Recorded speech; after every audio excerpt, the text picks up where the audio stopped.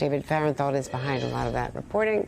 It's his piece in the New York Times, and he joins us now. Hey, David, great to see you. So you write that Elon Musk's influence is extraordinary. Already over the transition, we see some of his people being put in place. Extraordinarily lucrative also. Could this new role embolden him, and where do you see inherent conflicts? Well, there's a huge room for conflicts because as he sees it, this role as the head of the Department of Government Efficiency is to basically try to reimagine the whole government, look for regulations across government, look for people across government that should be cut, look for spending across government that should be cut. And how is that a conflict? He does business with a huge amount of the government, so he might try to safeguard the parts of the government that buy from him. And he also fights with huge amounts of the government that regulate his space launches, his self-driving cars, and other aspects. He sees those burdens, those regulations and rules and enforcement as sort of slowing him down. So he could use his new power to try to sweep those regulations away and give himself a freer hand.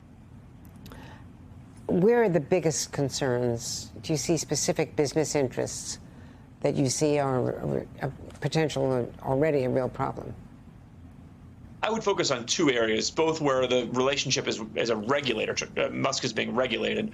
One is SpaceX. He has a huge rocket launch complex right down by Brownsville, Texas, where there are regulations about the flames, the noise, the vibrations that he can send out into the surrounding area because it's surrounded by salt flats where there's lots of birds and other wildlife. He's been fighting all kinds of those regulations to try to let himself have more freedom there, but there's already been concerns that he's damaging the environment and killing birds.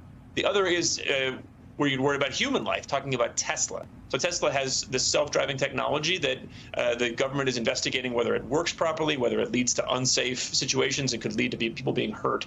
If that enforcement goes away, we lose somebody who's sort of looking out for the public in that situation, watching over what Musk wants to do. And Donald Trump has also tapped Brendan Carr to lead the Federal Communications Commission. And as I understand this, Musk is the only satellite operation that needs FCC approval because of its technology. So he will be regulated by an outspoken supporter and friend. That's right. Brendan Carr has been known on the FCC. He's been a commissioner before, but never the head of it, as somebody who's a very big advocate of Musk's Starlink technology. That's basically technology made by SpaceX that allows for satellite communication, basically using satellites in lieu of cell phone towers. That is a great technology. It's used all over the world. I think what Brendan Carr has been saying is that the government hasn't been doing enough to give money to that group, to give subsidies to sort of help that business thrive. So yes, now Musk has an outspoken advocate. Even if Musk didn't have his own government position, that's somebody in government who is going to be giving him a lot of what he wants. And finally, in fact that they have now, in the transition, signed this memorandum of agreement, but there are real restrictions on it. And they haven't agreed to some of the ethics rules or to FBI clearances. And there are business conflicts of interest that, in fact, held up the highest security clearances for Jared Kushner last time around for all 4 years because the CIA would not clear him. So even though he had a lower level security clearance in the White House. So without getting the FBI in and doing those kinds of background checks, how do we know, how do they do security clearances? Well, they say they're using private vetting firms, which, again, there's an inherent conflict because the vetting firm's customer is Trump. The person they want to please is Trump.